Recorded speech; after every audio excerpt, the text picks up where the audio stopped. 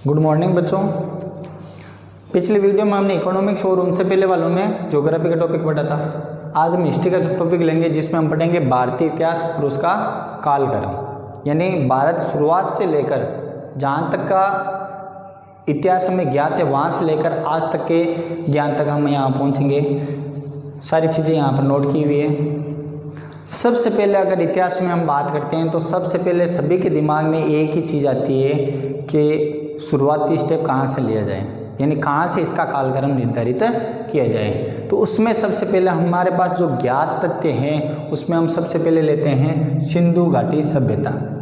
सिंधु घाटी सभ्यता दुनिया की प्राचीन सभ्यताओं में से एक सिंधु घाटी सभ्यता सबसे प्रमुख सभ्यताओं के रूप में मानी जाती है। इसके अलावा दुनिया में उसमें माया सभ्यता, मिस्र की सभ्यता, दजला फरात, मेसोपोटामिया, चीन की अलग अलग सभ्यताएं हुई थी। तो भारतीय संदर्भ में देखें तो भारत का इतिहास का कालक्रम है वो लगभग सिंधु घाटी सभ्यता से प्रारंभ किया जाता है। सिंधु घाटी सभ्यता का जो सबसे सर्वमान्यत कालक्रम है वो माना जाता है 2350 ईस्वी पूर्व से 1750 ईस्वी पूर्व तक, यानी हम कह सकते हैं आज से लगभग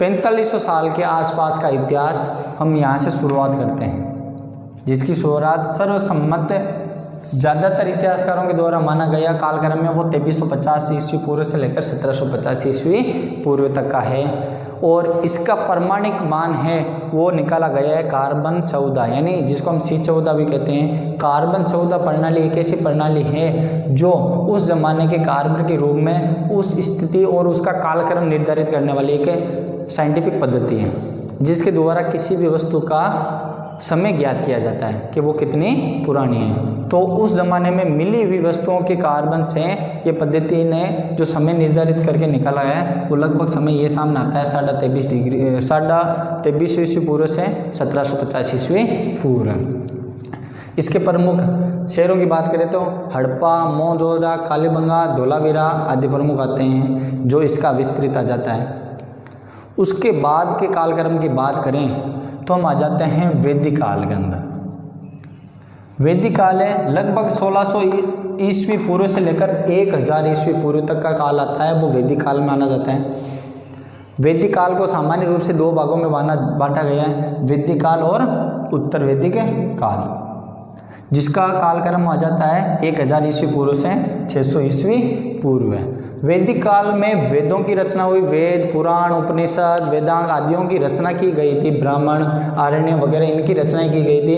प्रमुख रूप से वेदों की रचना होने की वजह से इसका नामकरण है वो वैदिक सभ्यता पड़ा है। वेद 4 हैं, वेद 4 ऋग्वेद, सामवेद, यजुर्वेद और अथर्ववेद, जिसमें दुनिया का सबसे प्राचीनतम वेद माना जाता है, प्राचीनतम जो पुस्तक मानी जाती है वो ऋग्वेद मानी जाती है। उसके बाद 18 पुराण आ जाते हैं, पुराणों की संख्या कुल 18, उपनिषद टोटल 108 और वेदांग 6। ये वैदिक सभ्यता और उत्तर वैदिक सभ्यता में लिखी गई पुस्तकें, साहित्य, संस्कृत भाषा में खासतौर से लिखे गए साहित्य हैं। उसके बाद धीरे धीरे चलकर अगर हम आते हैं तो उसमें सबसे प्रमुख काल आ जाता है मौर्य काल। मौर्य काल यानी उत्तर वैदिक काल के एंड के समय या अंतिम समय के अंदर महाजनपदकालीन व्यवस्था शुरू हो चुकी थी, जिसमें प्रमुख महाजनपद था वो था मगध। मगध महाजनपद मौर्य काल का प्रमुख जनपद के रूप में माना जाता है। मगध मौर्य काल यानी मौर्यों का जो शासन स्थापित हुआ था वो मगध से प्रारंभ हुआ था। मौर्य काल की स्थापना 622 ईस्वी पूर्व में चंद्रगुप्त मौर्य ने चाणक्य और विष्णुगुप्त, जिसको हम कौटिल्य भी कहते हैं, से मिलकर हुई थी। नंद वंश के शासक गणानंद ने चाणक्य का अपमान किया था, उसको बड़े दरबार से बाहर निकाल दिया गया था। तो चाणक्य ने प्रतिज्ञा की कि उस वंश का नाश करना है, तो इसके लिए उसने चंद्रगुप्त मौर्य को चुना और चंद्रगुप्त मौर्य को शिक्षित दीक्षित करके 622 ईस्वी में नंद वंश को समाप्त करके नए वंश की स्थापना की गई थी, वो थी मौर्य वंश। मौर्य वंश के प्रमुख राजाओं में अगर बात करें तो प्रमुख राजा सबसे पहले चंद्रगुप्त मौर्य, उसका बेटा बिंदुसार, उसका बेटा अशोक। अशोक सम्राट सबसे प्रसिद्ध राजा हुआ है इनका। जिसने बौद्ध धर्म के प्रचार प्रसार के लिए बहुत सारे काम किए, बहुत सारे शिलालेख खुदवाए लिखवाए और बौद्ध धर्म के प्रचार के लिए बहुत से लोगों को दूसरी जगह पर भी भेजा, दूसरे देशों तक भी भेजा। संघमित्रा महेंद्र अपने पुत्रों को श्रीलंका वगैरह भी भेजकर उसने बौद्ध धर्म का प्रचार प्रसार किया। उसके बाद हम आते हैं मौर्य काल के बाद में। जो मौर्य काल है एक 322 ईस्वी से शुरू होता है और 185 ईस्वी पूर्व तक चलता है।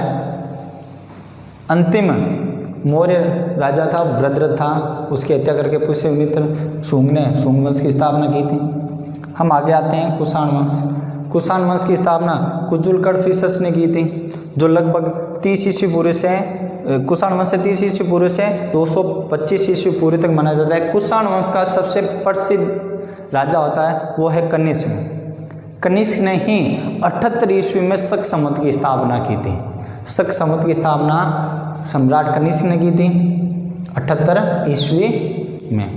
यानी आज जो भारत का संवैधानिक संवत है, राजकीय संवत है, वो शक संवत को माना जाता है और इसी संवत की स्थापना करने वाला राजा था कनिष्क, जो कुषाण राजाओं में सबसे प्रसिद्ध राजा माना जाता है। उसके बाद हम आते हैं आगे नीचे गुप्त वंश में। गुप्त वंश को भारतीय इतिहास का स्वर्णिम काल माना जाता है। गुप्त वंश की स्थापना वैसे श्रीगुप्त ने कर दी थी, लेकिन जो मुख्य गुप्त वंश का संस्थापक माना जाता है वो चंद्रगुप्त प्रथम को माना जाता है, जिसने 319 में गुप्त संवत की स्थापना के साथ ही नए सिरे से गुप्त वंश की स्थापना की थी। चंद्रगुप्त प्रथम के बाद उसका बेटा समुद्रगुप्त, फिर उसका बेटा चंद्रगुप्त द्वितीय राजा बना था, जो विक्रमादित्य के नाम से प्रसिद्ध हुआ। सबसे ज़्यादा प्रसिद्ध गुप्त वंशीय सम्राट अगर कोई था तो वो था विक्रमादित्य यानी चंद्रगुप्त द्वितीय। उसके बाद स्कंदगुप्त, कुमारगुप्त वगैरह और भी आए और ये 320 ईस्वी से लेकर 550, कहीं पर 555 भी आता है, तक चला था। अंतिम जो गुप्त सम्राट था वो विष्णुगुप्त था। भारतीय इतिहास में इस गुप्त वंश को बहुत ही ऊंचा दर्जा दिया गया है और इसको भारतीय इतिहास का स्वर्णिम काल माना जाता है। ठीक है, गुप्त वंश के बाद में हम आते हैं मुख्य रूप से पुष्यभूति वंश या वर्धन वंश, जिसका प्रमुख राजा हुआ था हर्षवर्धन। हर्षवर्धन का शासनकाल था 606 ईस्वी से लेकर 647 ईस्वी तक। भारतीय इतिहास में सम्राट अशोक के बाद में अगर किसी भी राजा का प्रसिद्ध रूप से नाम लिया जाता है तो उसमें हर्षवर्धन का नाम प्रमुख रूप से आता है। हर्षवर्धन के दरबार में चीनी आते हमनसांग भी था और वे प्रयाग के अंदर हर 5 सालों के बाद में अपनी संपूर्ण संपत्ति दान देता था। दान जितना भी उसके पास होता था वो दान देता था, यहाँ तक कि कपड़े भी अपने बहन से मांग कर लेता था। केवल युद्ध सामग्री के अलावा जितना भी उसका राजकोष था वो सारों हर 5 साल में वो जनता के बीच में बांट देता था। वो दानी सम्राट के रूप में प्रसिद्ध हुआ था। अब हम आगे बात करेंगे तो उसके बाद आता है राजपूत काल।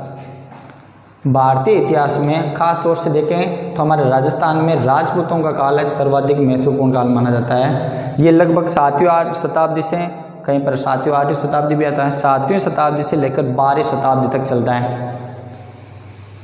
इन्हीं के काल में विदेशी आक्रमणकारी, अरब आक्रमणकारी स्टार्ट हुए थे।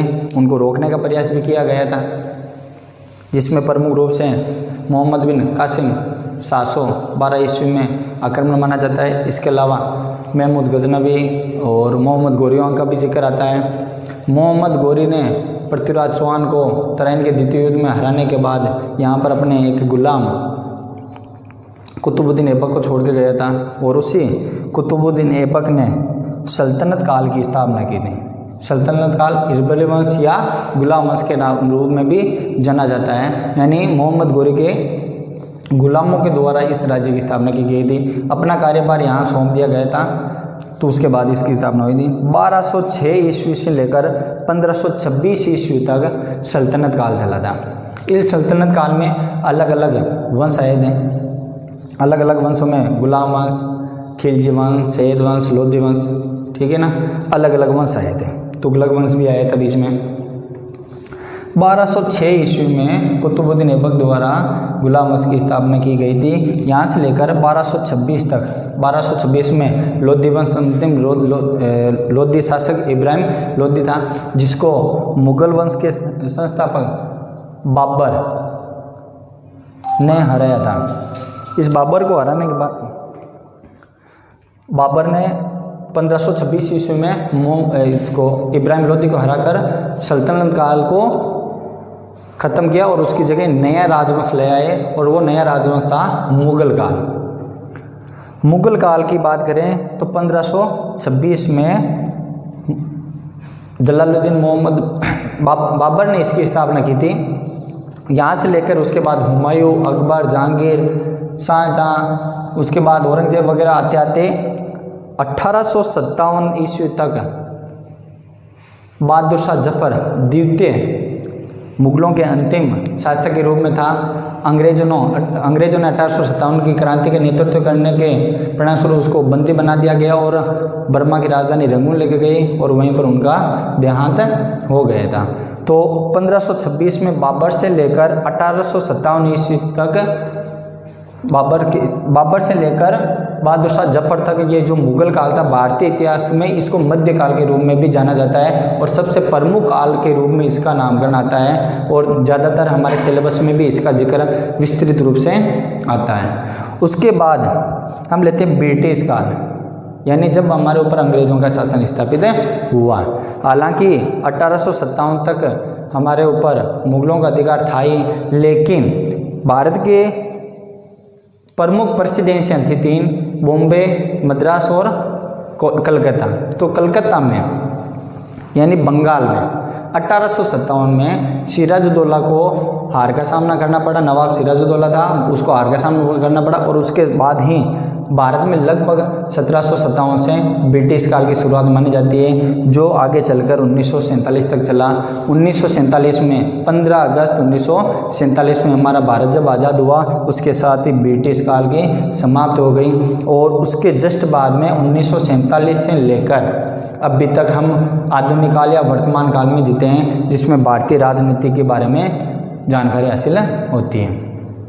तो बच्चों, हमारे इस वीडियो को लाइक करें, शेयर करें और सब्सक्राइब करें। आगे भी अलग अलग जानकारियाँ हासिल होगी, तो इसके लिए सब्सक्राइब का बटन ज़रूर दबाएं, जिससे क्या है कि हमारे वीडियो के नोटिफिकेशन आपको लगातार मिलते रहें।